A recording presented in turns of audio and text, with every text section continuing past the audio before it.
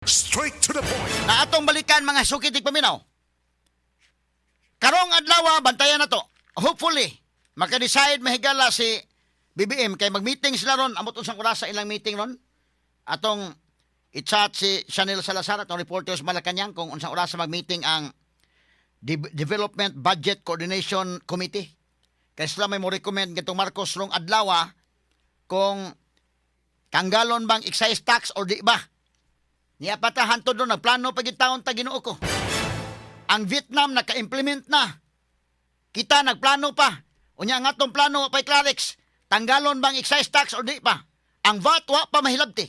Ang hisgutanan sa VAT. Proposals pa lang. Nga mayo unta og tanggalon ang VAT.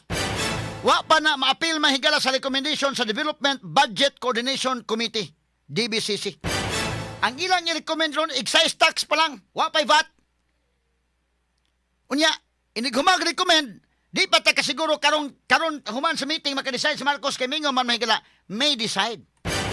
Malagmit mo decide. Di pangutana sa antikler maka-decide ba ka after sa meeting? Most likely.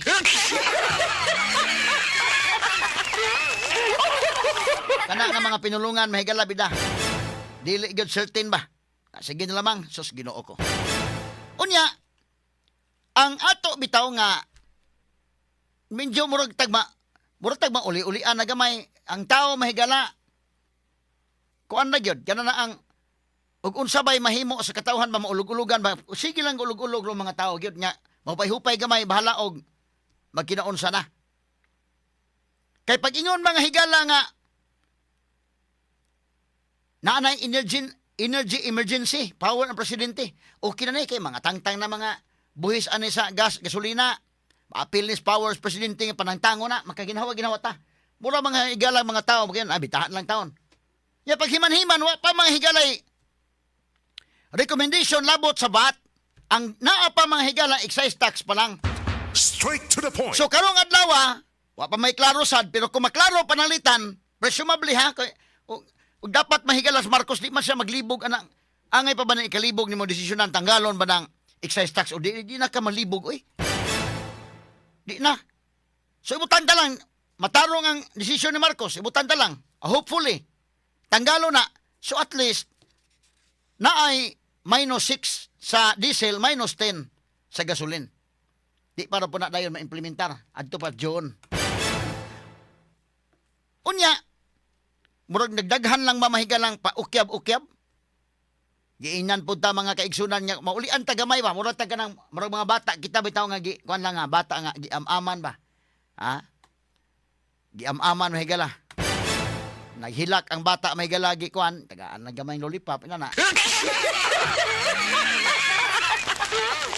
Nagpingit ang mga tao kay tungod sa gasolina perting mahala. Krudo perting mahala. Giinan na po ta. Sige lang. Okay na kay ang Pilipinas.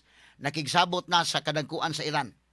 Nya okay na makalusot na ang barko sa kanang sa Pilipinas kay gidesignate na ta nga non-hostile country ta.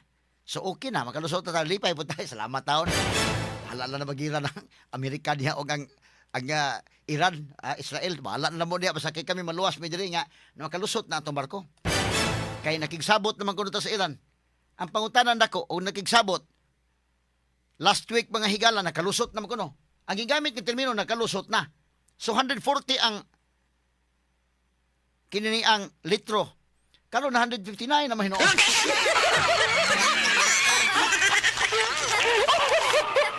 Klaruha ko ng narratives ninyo be. Nya unsa man ang pagka palusot, tinuod ba nakalusot or wa? Or paukyab ra na? Unsa man barkuhan na nga nakalusot? Be unsa man kuno barkuhan nakalusot? Para maklaro na to kay ulug-ulugan lang gitaon tayo nga. Ay lang mo kabala ka ha kay na nakiksabot na ta sa Iran. No, murag mga bata nga ulug-ulugan. Okay na nasabot na nato gidesignate ta as non-hostile country. Buti pasabot ba nga neutral ta ba? Dili ta kontra nga nasod man gipalusot na kuno ta. Nakalusot na. Ang question nakalusot na asa man na hay man ang barko haron?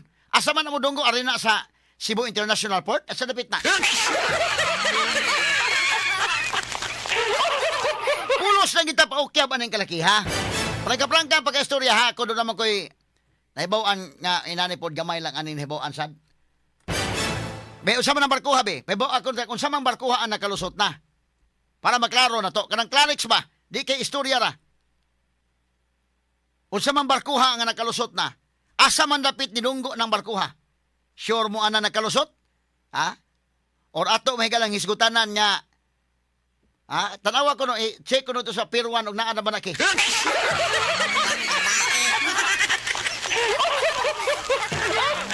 Tanaw ni Pier 1, Pier 2, Pier 3, mo barko naman nagikan sa Leyte. Gikas Bohol. Kay aron nga maklaro na to, kay medyo mahuwas-huwasan tagamay ba? Bahala na lang mo magira mo diha, di na lang mo kuan ibutang lang mi nga non-hostile country, di mi mo ingon nga dapig mi sa Amerika, di pod mi mo dapig sa Iran, namis tunga-tunga, wa mi labot ninyo lang. Pagian lang taon mi diha sa Strait of Hormuz, akin Strait of Hormuz. Ang report gipaagi ko nuta. Niingon ako no may galangan nakigsabot ang Pilipinas sa mga kadagkuan sa Iran, gipaagi ta pulo sige paukyab. Hain naman ang barko nga gipaagi. Asa naman na? Asa naglawig na padong na dinhi asa man ang mudunggo? Sa Pier 1, Pier 2, Pier 3?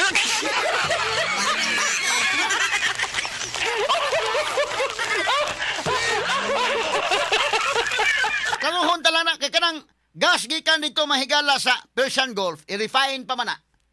Ang pangutanan dako karon nabataan na nga kinini ang kahimanan sa Pilipinas.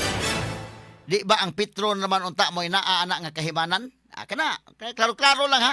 Straight to the point. Ang Petron ray naana nga kahimanan, di ba? Unya ang Petron nga naana nga kahimanan, medyo di pa gyud kaayo high-tech na nga kahimanan. Mo na nga kanang Shell o kanang Caltex mo kumpra na dayon dito sa mga silingang mga nasod katong ready na nga magamit nga mga fuel. Kanang gibda mahigala sa gikan sa Persian Gulf. Mga fuel man nga muagi pa mahigalag additional processes. Mura man sa bugas pa mahigala magtipasi ba kay ba? Tipasi nga bugas ba di pa makaon dayon. Di pa madungag dayon ba? Igalingon pa niya usa pa dungagon. Mo nang mga klasiha sa crudo kanang oil nga naa diha. Di pa man ditso na mahigalag tubil nimo dayon. Muagi pag mga proseso. Ang pangutanan dako nabata ng equipment. Straight to the point. Or ang tinuod ani nangumpra ra ta mahigala sa mga silingang mga lugar. Wa gyud ta. Way preparasyon mahigalang Clarix gyud. Mo nang flat-footed ang Pilipinas. O karon nakunahuna na mahigalang gobyerno nga magkuan lang ta. Makigsabot-sabot na ta sa China. Ibalik to mahigalang idea ni kanhi Presidente Rodrigo Duterte nga ay ato lang tong sabuton.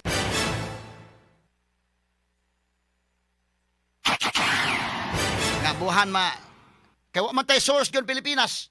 Buhan ka ng West Philippine Sea ug naa na diha mahigalay oil na sa ilawom sa dagat. Ato lang nang himuan og joint exploration sa China. Buhan natay atong kaugalingon. Kay simbako og magkinaunsa ang kalibutan natay atong kaugalingong source. Kay karon gud mahigala wa gitay bisag source nga kuan lang gyud. Puting luuyan nato ni sitwasyon na gyud. Straight to the point. Unang imong imonitor ang nagadaiyang mga nasod mahigala ang Pilipinas dakong pagkakuyaig. Niining krisis karon mga higala nga atong giatubang. Straight to the point. Unya bisan pa man sa krisis nga nagkuyaig ta ang mga laing nasod no. Makatawa siguro na nato or matingala siguro nato nga niya tas krisis perti na natong problemaha ang kuan ang ila dito na address nila ang ato mahigala. Wa ma-address kay ang gi-address mahigala basta importante diri bahala na ng gasolina basta kay ma-impeach si Sara.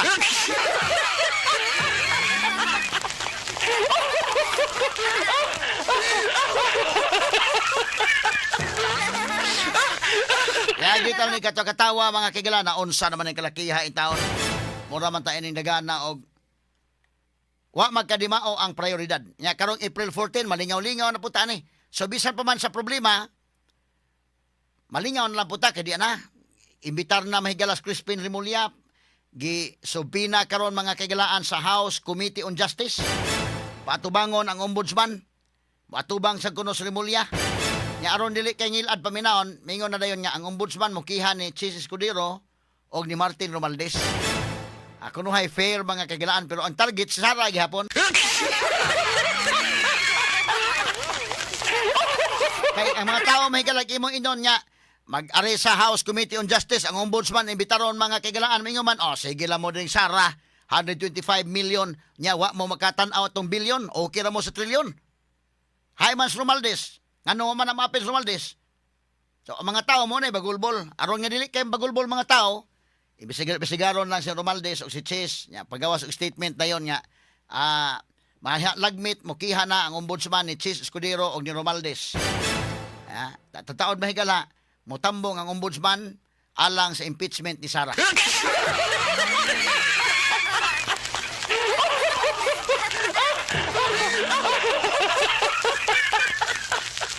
Naaraman lagi gini day na. Klaro lang na daan nila nga naaraman day lagi na. Ang impeachment mga kaigalaan ni Sara mo ituyo. Sus Ginoo ko. Ang ato ba, sige lang, wa matay supak ana. O padayon tas tong accountability kay mingon pong uban mahigala. Ano man day magkalisod nya di na paninglan day ng mga tao nga naay problema sa gobyerno. Walay supak ta, paningli. Pero ipaningil tanan.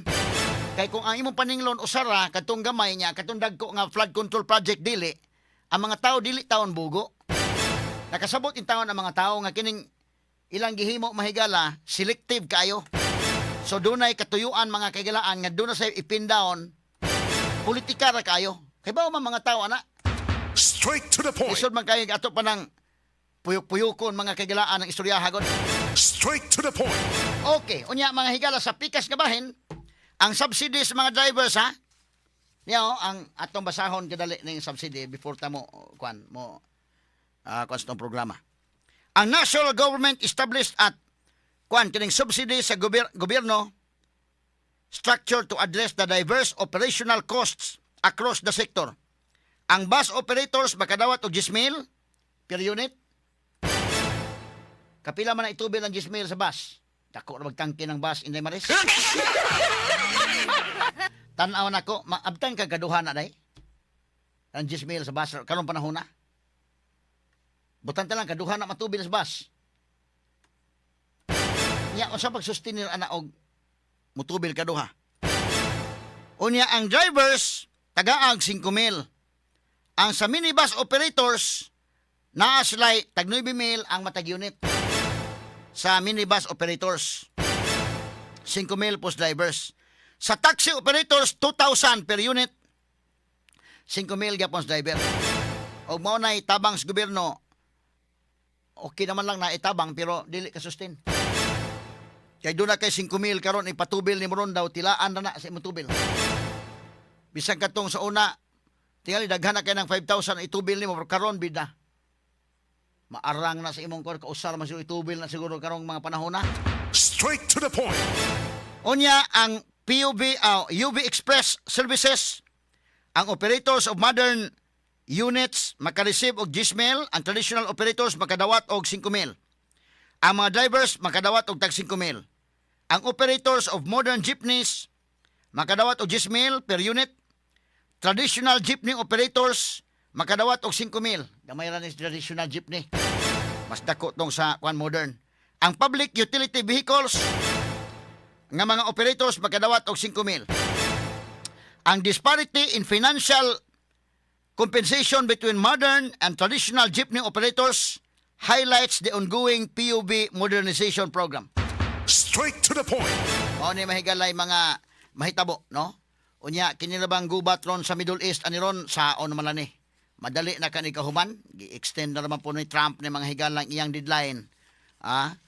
Unya napoy sabot-sabot mga higala ning mga laing nasod. Niingon man tong Pakistan sad mga kagalaan nga kinini ang doon na sila ilang doon na sila ilang mahigalang proposal for ceasefire. Doon na mahigalang Amerika, Iran ug usa ka grupo sa mga mediators mituki nga dunay potential nga mag-ceasefire. Unya unsa man ang mag-ceasefire? Mobalik tas normal ana. Kay unsa naman ning kalakiharon? Mao ni mahigalay problema ndako. Na mo ni ang operators may makadawat ani kunong dagana sa subsidy. Ihatag siguro ni sa mga drivers katutuang mo biyahe. Pero ang gingon diri mahigala mga operators man 10,000 per unit alang sa mga bus operators 10,000 ang matag unit. Ang sa minibus operators 9,000. ang sa driver 5,000. So ma-driver ka sa minibus or sa bus or sa jeepney, 5,000 ang imo. Patubil ni mo ng 5,000 kay katong sa operator may operator ipatubil na dito. Nya mo yung operator amo ni, kamo lang kanang inyo mo na inyo ipatubil.